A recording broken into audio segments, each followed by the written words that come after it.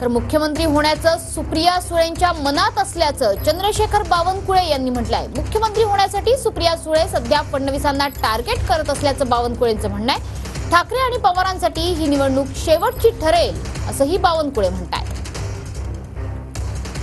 तर सध्या सुप्रिया सुळे हे आपल्या मनात मुख्यमंत्री पदाची आशा धरून बसलेले आहेत असं चंद्रशेखर बावनकुळे म्हणतात। त्यासोबतच ठाकरे आणि पवारांसाठी मात्र ही शेवटची निवडणूक ठरू शकेल असं भाकीत सुद्धा बावनकुळेंनी केलेलं आहे।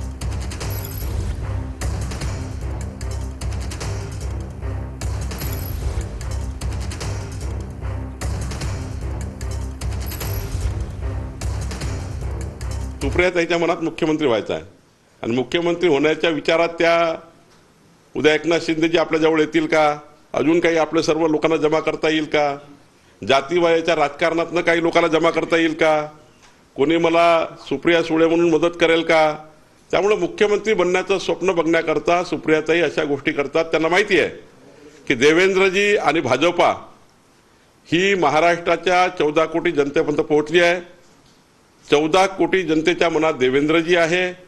महाराष्ट्रात एकदा विजनरी व्यक्तीचं नेतृत्व आलं तर पुढच्या काळामध्ये राजकीय दुकानदाऱ्या बंद होईल आणि ही निवडणूक शेवटची ठरेल उद्धव ठाकरेजी करता आणि शरद पवारच्या गटाकरता। त्यामुळे घाबरून देवेंद्रजी बद्दल या पद्धतीने बोलतात।